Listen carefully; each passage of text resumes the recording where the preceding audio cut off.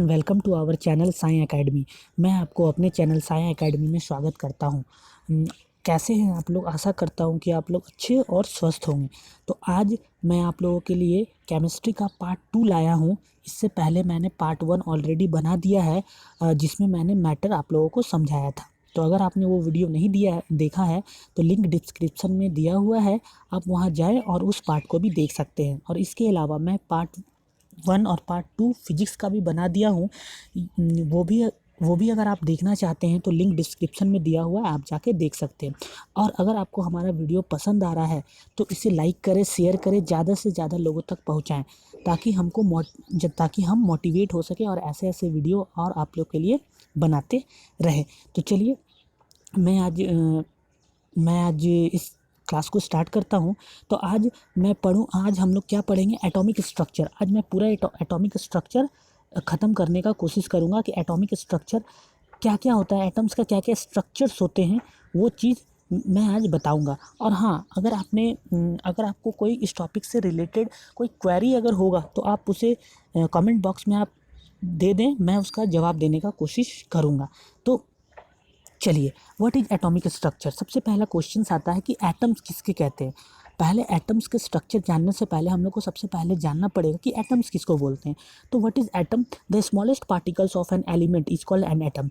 जो एलिमेंट है, कोई भी मान लीजिए एक एलिमेंट है, एलिमेंट का जो स्मॉलेस्ट पार्टिकल होता है, जो सबसे स्मॉलेस्ट पार्टिकल होता है, उसी को हम लोग क्या बोलते हैं?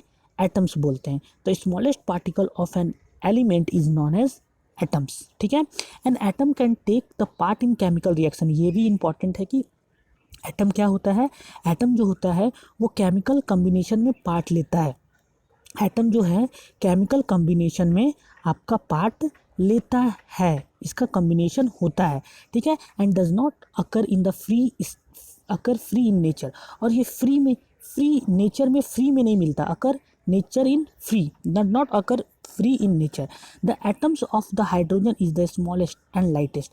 तो जो एटम्स होता है, अब एटम सबसे लाइटेस्ट किसका होगा? हाइड्रोजन होगा। क्यों होगा? क्योंकि हाइड्रोजन का एटॉमिक नंबर आपका 1 होता है। तो सबसे स्मॉलेस्ट, सबसे लाइटेस्ट, सबसे हल्का एटम्स कौन सा होता है?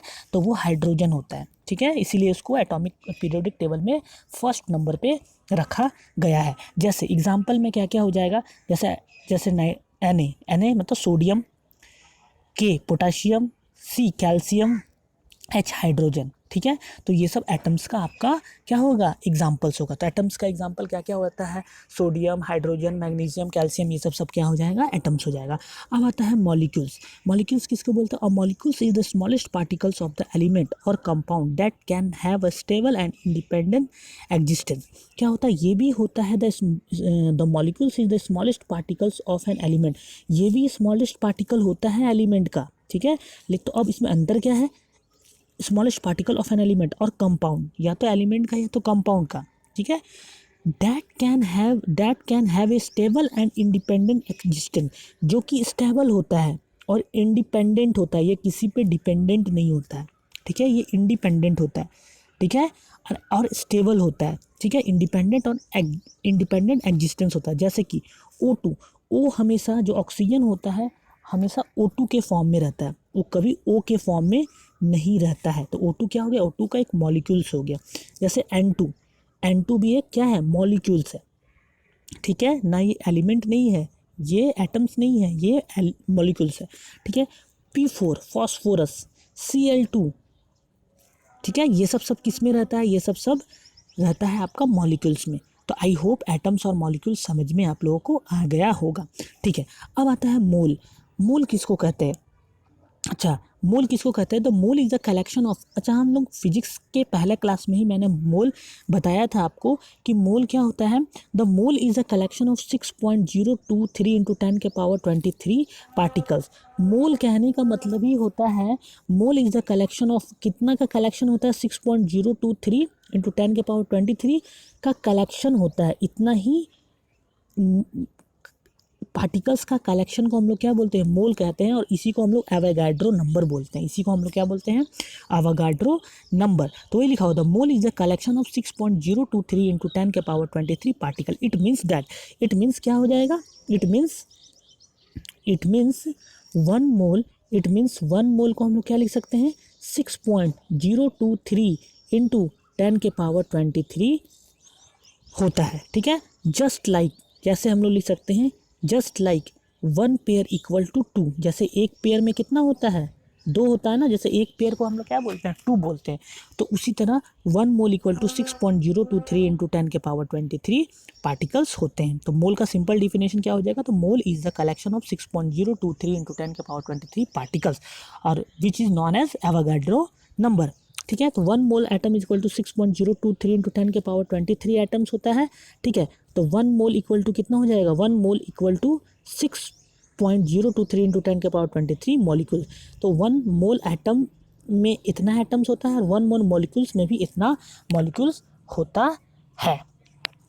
ठीक है, वन मोल एटम में भी 6.023 इंटू 10⁻23 एटम्स होता है और 1 मोल मॉलिक्यूल्स में भी 6.023 इंटू 10⁻23 मॉलिक्यूल्स होता है। अब अवोगाड्रो नंबर किसको बोलते हैं, the number 6.023 into 10⁻23 is Avogadro number. ये तो पहले ही हम बता चुके हैं, the number 6.023 into 10⁻23 is called Avogadro number. If there is 1 million mg2, अब देखिए इसका एक्सप्लेनेशन किया हुआ है, क्या एक्सप्लेनेशन किया हुआ है, इफ़ देयर इज़ 1 मिलियन, अगर Mg2 प्लस, अगर Mg2 प्लस में 1 मिलियंस आयन है, इसमें कितना है, अगर मान लेते हैं if there is 1 million Mg2 plus ions in MgCl2, MgCl2 में मान लेते हैं कि 1 मिलियन Mg2 प्लस आयन्स है इसमें। ठीक है, वही लिखा हुआ है, then the number of Cl ions will be 2 millions. तो कितना हो जाएगा, Cl आइटम्स कितना हो जाएगा, Cl कितना है, Cl2 है, तो Cl2 में कितना एटम्स हो जाएगा, कितना आयन्स हो जाएगा, इसका 2 टाइम्स हो जाएगा। ये कितना हो जाएगा, इसका 2 टाइम्स हो जाएगा, क्योंकि Cl2 है ना। तो इसका कहने का मतलब ये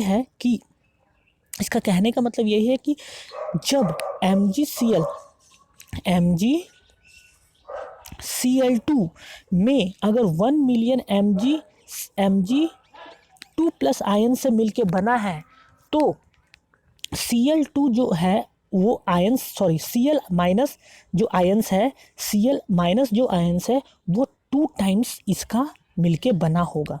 ठीक है, यहाँ तक आ गया समझ में।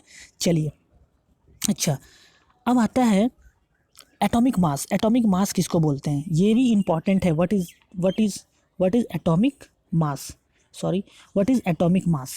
एटॉमिक मास हम लोग किसको कहते हैं, तो एटॉमिक मास किसको कहते हैं, the atomic mass of an element is the number which state that how many times the mass of one atom of an element is heavier than 1/12 mass of the one atom of carbon 12।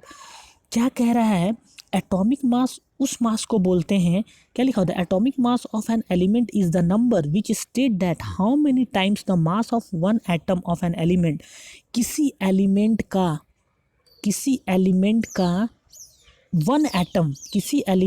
One atom कितना heavier है, यानी कि कितना वो heavier है, कितना भारी है, किससे, 1/12 मास of one atom of carbon 12, यानी कार्बन 12 के एक एटम का मास से वो कितना हैवियर है वो एलिमेंट का एक एटम का मास, तो वही उसको क्या बताता है, एटॉमिक मास बताता है। फिर से हम बताने का कोशिश कर रहे हैं कि क्या है, कि atomic mass of an element is the number. Atomic mass वो नंबर है किसी भी एलिमेंट के 1 एटम्स का मास है, वो एटॉमिक मास है जो वो कितना भारी है, किससे, 1/12 मास of one atom of C2, यानी कि 1 एटम ऑफ C2 का 1/12 पार्ट से जिस एलिमेंट का निकाल रहे हैं उसका एक एटम कितना हैवियर है वो बताता है एटॉमिक मास। तो इसका मतलब क्या हो जाएगा, mass of 1 atom of an element, इसको अगर मैथमेटिकली अगर लिखना चाहेंगे ऐसे तो लिखेंगे, यानी कि मास ऑफ 1 एटम, यानी 1 एटम का मास कितना है किसी भी एलिमेंट का, और अब क्या करेंगे 1/12 मास of one atom of C2, वही लिखा होगा ना। इसका मतलब तो यही हो जाएगा कि मास कितना है, उस मास कितना है वन एटम का, वो एलिमेंट का, by 1/12 mass of one atom of C2, ठीक है, वही होता है एटॉमिक मास ऑफ एलिमेंट। तो आई होप आपको यहाँ तक समझ आया होगा। अब चलते हैं आगे। चलिए अब आगे क्या है, अब आगे आता है actual mass of one atom of an element equal to atomic mass in AMU। यानी क्या बोल रहा है, actual mass of one atom का जो एक्चुअल मास होता है ना एलिमेंट का वन एटम का जो एक्चुअल मास होता है ना, वो किसके बराबर होता है, एटॉमिक मास इन AMU। क्या बोलते हैं, एटॉमिक मास यूनिट। AMU का फुल फॉर्म क्या होता है, एटॉमिक मास यूनिट, ठीक है। तो वन एटम का जो मास होता है एलिमेंट का, वो किसके बराबर होता है, एटॉमिक मास इन AMU। और उसका वैल्यू कितना होता है, क्या है, एटॉमिक मास इन AMU। उसका एटॉमिक मास AMU में लिखना है, मल्टीप्लाई कर देंगे 1.66 इंटू 10⁻⁻24 ग्राम। यही आपका हो जाएगा उसका एक एलिमेंट के एक एटम का मास होता है, क्या होता है, atomic mass in AMU into क्या होगा 1.66 इंटू 10⁻⁻24 ग्राम। तो आई होप आपको यहाँ तक समझ में आ गया होगा कि एटॉमिक मास किसको बोलते हैं। अब आता है मॉलिक्यूलर मास किसको, जैसे एटॉमिक मास उसी तरह molecular mass. The molecular mass of the substance is the number which state that how many times one molecules of substance is heavier in the comparison of 1/12 of the mass of the carbon 12 atom. वही चीज़ हो रहा है, लेकिन इसमें molecular mass में, उसमें atomic mass atoms के बारे में बात किया जा रहा था, इसमें मॉलिक्यूल्स है तो मॉलिक्यूल्स के बारे में बात किया जा रहा है। इसमें क्या बोला जाता है कि द मॉलिक्यूल्स, क्या इसमें लिखा हुआ है, the molecular mass of a substance is the number. ये भी एक क्या है, नंबर है, मॉलिक्यूलर मास भी एक क्या नंबर है, which state that how many times the mass of one molecules of the substance.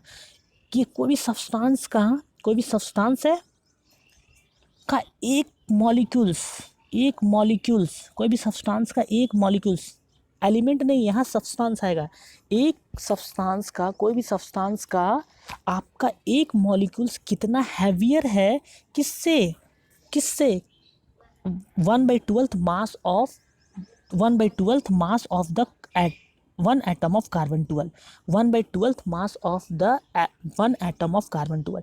यानी कि कार्बन 12 का एक एटम का 1/12 पार्ट से कितना हैवियर है वो, तो वो बताता है मॉलिक्यूलर मास। तो आई होप आपको यहाँ तक समझ आया होगा। यानी कि सिंपल है कि एटॉमिक मास जब आएगा तो उसमें इसमें एटॉमिक मास जब आएगा तो उसमें क्या होगा, एटम्स, एक एटम्स किसी भी एलिमेंट का वो कितना ज़्यादा हैवियर है, किससे carbon 1/12 of the one atom of carbon 12। यानी कि 1/12 पार्ट ऑफ कार्बन 12 का एक एटम से वो कितना हैवियर है, वो एटॉमिक मास बताता है। और जहाँ एटॉमिक मॉलिक्यूलर मास आ गया तो सेम कंडीशन लग जाएगा मॉलिक्यूल्स में, ठीक है। चलिए अब आता है कंस्टिट्यूएंट ऑफ एन एटम का क्या क्या कंस्टिट्यूएंट होता है। तो एटम देखिए, एटम का कंस्टिट्यूएंट में एटम बन के मिला है, 3 एटम से मिलके बनता है, इलेक्ट्रॉन, प्रोटॉन और neutron. Electron, proton and neutron. चलिए ये 3 चीज़ से मिलके बना है। जैसे हम एक एटम बनाते हैं, ये एक एटम है, एटम का सेंटर में इसका क्या होता है, इसको हम लोग न्यूक्लियस बोलते हैं। इसको क्या बोलते हैं, न्यूक्लियस, ठीक है। इसी में क्या होता है, इसी में होता है प्रोटॉन और न्यूट्रॉन होता है, ठीक है। प्रोटॉन में क्या होता है, पॉजिटिवली चार्ज होता है, ठीक है, प्रोटॉन और न्यूट्रॉन होता है। और इसके ऑर्बिट में क्या मूव करता है, इसके ऑर्बिट में ये जो ऑर्बिट है, इसी ऑर्बिट में इलेक्ट्रॉन क्या होता है, मूव करता है।